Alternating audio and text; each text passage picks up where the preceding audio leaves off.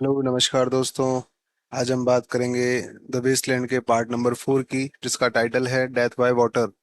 हालांकि आप सभी को पता होगा डेथ बाय वाटर के बारे में हमने सबसे पहले कहाँ पढ़ा था। तो आपको याद होगा मैडम सोस्टिस ने कितने कार्ड दिखाए थे, उसमें से एक कार्ड किसका था?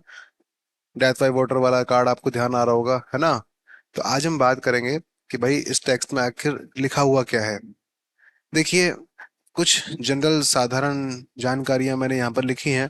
उसके बाद को हम टेक्स्ट शुरू करेंगे। यहाँ पर कहता है कि death by water has two associations, दो एसोसिएशन है दोस्तों। इसके यहाँ पर दो मान्यताएं यहाँ पर चलती हैं। पहली तो ये है कि शेक्सपियर का जो वर्क है ना टेम्पेस्ट, उससे ये चीजें उठी हुई हैं।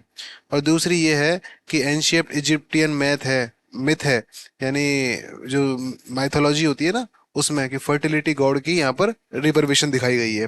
दो मिथ वगैरह यहाँ पर दिखाई गई हैं। इसमें आपका फेलेबास नाम का एक कैरेक्टर है, और ये ग्रीक सेलर, ग्रीक नाविक होता है। वो इन्वॉल्व करता है अपने आप को सांसारिक कामों में, यानी वर्ल्डली परस्यूट, यानी सांसारिक कामों में।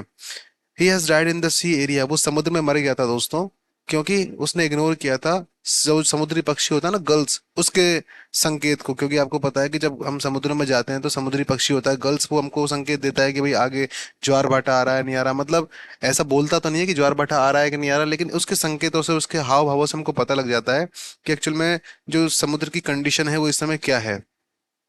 आगे कहता है कि he was very greedy for his businessman, है ना।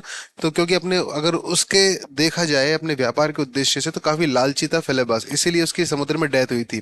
फिलेबास जो कि एक फोनिशियन सेलर है, फोनिशियन सेलर का कार्ड की हमने बात भी करी थी, फर्स्ट कार्ड जो है फोनिशियन सेलर, इसकी भी आपको याद आया होगा। An example of modern businessman, ये एक आधुनिक व्यापारी का सिंबल दिखाता है आपको। Caught in the whirlpool of activity, जो कि वर्पूल यानी भंवर, एक तरह से सांसारिक चीजों के कामों में, एक्टिविटीज में, सांसारिक कामों के एक्टिविटीज में फंस गया था, उनके भंवर में फंस गया था। और इसी कारण उसकी मौत भी हो गई थी। आपको ये चीज पता है कि मैंने कार्ड भी दिखाया था, डूबते हुए आदमी का कार्ड भी दिखाया था, ड्राउंड मैन का, है ना।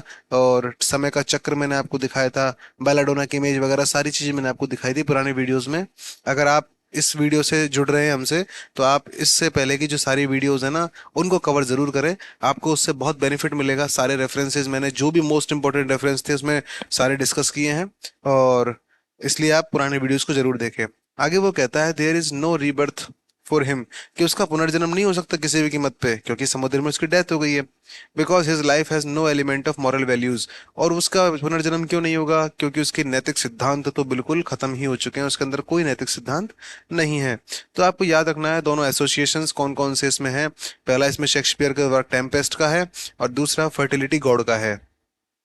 आपसे पूछेगा कि ये फर्टिलिटी गॉड वाला मामला क्या है, ये एंशियंट इजिप्टिक माइथोलॉजी से रिलेट करता है। अब हम चलते हैं हमारे टेक्स्ट की ओर। उससे पहले आपको ये चीज़ मैं बता दूं कि हमारा जो फोर्थ सेक्शन है टी एस एलियट के द्वारा लिखा गया जो वेस्टलैंड है, ये इंस्पायर करता है रीडर्स को, पाठकों को। वो हमेशा कहते हैं टी एस एलियट उनसे कि हमेशा याद रखो कि ज़्यादा कामों में इन्वॉल्व रहना भी, सांसारिक कामों में इन्वॉल्व रहना भी, ज़्यादा वाणिज्य वाणिज्य व्यापार व्यापार करना भी आपके लिए नाश का कारण हो सकता है। ये आपकी स्पिरिचुअलिटी को ख़त्म कर देता है। कहते हैं ना कि जो आदमी जो ज़्यादा पैसे के पीछे भागता है, धर्म के पीछे नहीं भागता है, उसका नाश तय है। और आज की दुनिया में ऐसा ही है, और आदमी इसलिए पैसे के पीछे भागता है। तो पैसा जरूरी है, लेकिन इंसान के अध्यात्म से ज़्यादा बड़ा पैसा नहीं है। इसीलिए यहाँ पर टी एस एलियट हमको इसमें वेस्टलैंडर्स के ज़रिए आज के आदमी को संकेत देने की कोशिश करते हैं। देखिए टेक्स्ट शुरू करते हैं। फिलेबस जो कि एक समुद्री व्यापारी है, एक फोनिशियन सेलर है, वो 15 दिन पहले उसकी डेथ हो गई है। और वो भूल गया क्राई ऑफ गर्ल्स को, क्योंकि जब वो समुद्र में जा रहा था व्यापार करने के लिए, तो गर्ल्स चीख रहे थे, चिल्ला रहे थे। वो संकेत देने की कोशिश कर रहे थे कि भाई तुम जाओ मत आगे, अगर तुम जाओगे तो आगे समुद्र में लहरें उठ रही हैं, खामखा तुम व्यापार के चक्कर में जा रहे हो, और लेने के देने पड़ जाएंगे, तुम ही मर जाओगे। एंड डीप सी स्वेल, और वो आखिर समुद्र की गहराइयों तक चला गया व्यापार के लिए। And the profit and loss, किसके लिए? भाई उनको कुछ लाभ हो जाए, लेकिन उसको लाभ हुआ क्या? उसको हो गई हानि। वो हानि हुई क्या? कि एक करंट अंडर सी, कि एक समुद्री धारा आई, picked his bones in whispers, और उसने क्या करा? फिलेबस को बहा कर ले गई। अब वो क्या करेगी? सीधी बात है, समुद्र की धाराएं तोड़ेगी, हड्डियों को तो चटका देगी ना। भाई अजगर जिस तरह से हड्डियों को चटका देता है, उसी तरह से समुद्र में जब लहरें चलेंगी, आदमी जाएगा तो कभी ऊपर कभी नीचे। इंसान की कितनी सहन क्षमता है, कितनी सहन शक्ति है, जल्दी से मर जाएगा वो। तो उसने माना नहीं। आपसे पूछेगा कि भाई उसकी डेथ क्यों हुई? तो आपको एक तो पता होना चाहिए कि इसका बेसिक कारण है उसकी ग्रीड के कारण, उसकी लालच के कारण। इन केस अगर ऐसा ऑप्शन हो कि क्या उसने गर्ल्स क्राई ऑफ गर्ल्स को नहीं माना, ये बात सही है क्या? तो सही बात है, बिल्कुल उसने गर्ल्स की सीख नहीं सुनी है, इसीलिए उसकी डेथ हो गई है। As he rose and fell, अब वो क्या हुआ, समुद्र की धारा आई, कभी उसने उसको ऊपर उठाया कभी नीचे उठाया, वो जहाज है ना, जहाज उसको। तो he pass the stages of life and youth entering the whirlpool, इसी की वजह से उसकी जान चली गई, और उसकी जो जान है वो एक भंवर में फंस गई। मतलब कुल मिलाकर आदमी डेथ को प्यारा हो गया, भगवान को प्यारा हो गया। वो कहता है जेंटाइल और ज्यू, कि चाहे तुम क्रिश्चियन हो चाहे ज्यू यानी यहूदी हो, O you who turn the wheel, जो कि समय के चक्र को घुमाने की कोशिश करता है ना। चाहे तुम क्रिश्चियन हो, चाहे तुम यहूदी हो, या तुम किसी भी धर्म के हो, अगर तुमने समय के चक्र को घुमाने की कोशिश की एंड लुक टू विदवर्ड, तो तुम उन सब चीज़ों को देखोगे। क्या देखोगे? कंसीडर फिलेबस, कि तुम फिलेबस का स्थिति याद रखना। तुम याद रखना कि फिलेबस के साथ क्या हुआ। Who was once handsome and tall as you, क्योंकि वो भी कभी तुम्हारी तरह ही सुंदर, कभी ही तुम्हारी तरह लंबा हुआ करता था। तो कुल मिलाकर फिलेबस ने अपने लालच के चलते ना तो समुद्र के पक्षी की क्राय सुनी, ना ही उसने कोई और प्रिकॉशंस बरते, जिससे उसकी मौत हो गई। तो ये छोटा सा सीन है और इसमें लस्ट को दिखाया गया है। बस इंसान को इसमें भौतिकतावादी होने के लिए मना किया गया है कि इंसान को पैसा कमाना चाहिए, लेकिन इतना भी ज़्यादा नहीं कमाना चाहिए कि इंसान की जान पर बना है, क्योंकि जान की कीमत पैसे से थोड़ी है।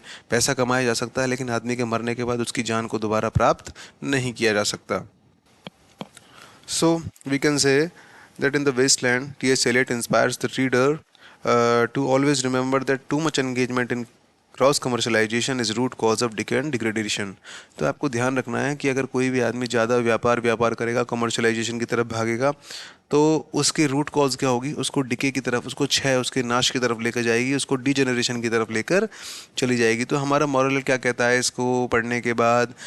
हमारा मॉरल कहता है कि लालच बुरी बला है, लालच कभी करना नहीं चाहिए। तो मेरे हिसाब से आपको ये सारी चीज़ें समझ में भी आ गई होंगी। तो अब जैसे एक एग्जांपल ले लेते हैं, एक क्वेश्चन हम ले लेते हैं इसका, थोड़ा सा आपको भी पता लग जाएगा कि आपने क्या पढ़ा है और क्वेश्चन सॉल्व हो भी रहे हैं उससे नहीं हो रहे हैं। तो देखिए, ज़रा टेक्स्ट को देखिएगा मत, और कोशिश कीजिएगा अपने आप से सोचने की, चाहे हिंदी में ही जवाब देने का कोशिश कीजिएगा, लेकिन अपने मन से दीजिएगा। देखिए क्वेश्चन है जैसे कि the death by water and with the address of the point two, है ना, कि कौन से एड्रेस के साथ ये डेथ बाय वाटर ख़त्म होता है ना। तो ऑप्शन नंबर एक है क्रिश्चियन और ज्यू, ऑप्शन नंबर बी है जेंटाइल और जोहा, ऑप्शन नंबर सी जैसे जेंटाइल एंड जेंटल, और ऑप्शन नंबर डी जैसे कि जेंटाइल और ज्यू। तो आपको अच्छे तरह से पता होगा आपने क्या पढ़ा। आपने पढ़ा कि भाई क्रिश्चियन और यहूदी, कि भाई चाहे तुम क्रिश्चियन हो चाहे तुम यहूदी हो, तो वहाँ पर एक तो क्या करेगा वो वर्ड वर्ड प्ले खेलेगा, स्पेलिंग प्ले खेलेगा, कि मतलब स्पेलिंग को हेर फेर करके इस तरह से आदमी को उलझाने की कोशिश करेगा। तो अगर आपने थोड़ा सा ढंग से पढ़ा है, चाहे आपको उसका मीनिंग ना पता हो, लेकिन अगर वर्ड का फॉर्मेशन भी याद रह गया कि भाई पहले जेंटाइल आया था यानी क्रिश्चियन आया था, बाद में ज्यू आया था, यहूदी आया था, तो अपना काम बन जाएगा। और अपना काम बनता बाढ़ बजाए जनता। तो आपको तो अपना काम ध्यान रखना है। जैसे कि मैं आपको नोटिफाई कर देता हूँ उस चीज़ को, जैसे कि ये देखो जो मैंने क्वेश्चन पूछा है जेंटाइल एंड ज्यू, ये ध्यान आ गया होगा आपको कि भैया चाहे तुम यहूदी हो चाहे तुम कुछ भी हो, अगर तुमने सब कुछ मैनेज किया है, तुमने समय के चक्र को घुमाने की कोशिश की है, तो फिलेबास के हशर को याद करना, क्योंकि वो भी कभी तुम्हारी तरह हैंडसम और तुम्हारी तरह लंबा हुआ करता था। ये भी चीज़ ध्यान रखना, पहले हैंडसम आया है बाद में टॉल आया है, क्योंकि वो रिवर्स करेगा, वो टॉल एंड हैंडसम करेगा। कि जो फेलेबास था वो आपकी तरह लगता था, उसका अपीयरेंस कैसा था? Tall and handsome, tall and short, tall and handsome, और handsome and tall, and handsome and ugly. तो इस तरह के मतलब वो क्या करेगा, अपोजिट वर्ड डाल देगा। अब आपको वो तो कट जाएंगे अपोजिट वर्ड, क्योंकि कोई आदमी हैंडसम हो सकता है तो अगली तो नहीं हो सकता। तो इस तरह की चीज़ें आपको देखते हुए चलनी है कि यहाँ पर हैंडसम पहले आया है, टॉल बाद में आया है। तो इसी के साथ ये वीडियो समाप्त होती है दोस्तों। तो आज के लिए बस इतना ही। धन्यवाद। पढ़ते रहिए, बढ़ते रहिए। मिले होंगे हम अगली वीडियो में, तब तक के लिए जय हिंद, जय भारत।